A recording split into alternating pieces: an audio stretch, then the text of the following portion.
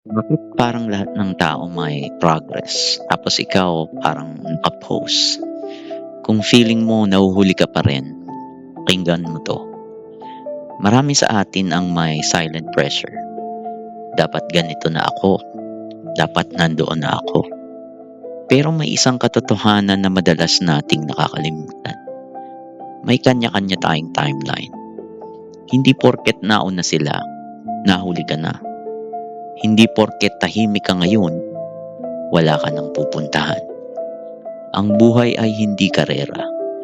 Ito ay hindi paunahan. Ito ay paglalakbay. May mga taong maagang namumulaklak. May mga taong matagal pero mas malalim ang ugat.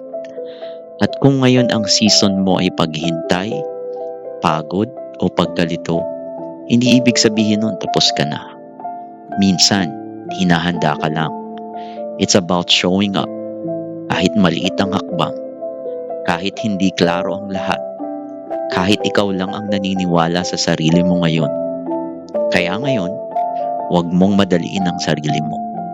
Hindi ka late, hindi ka lost. On time ka sa sarili mong kwento.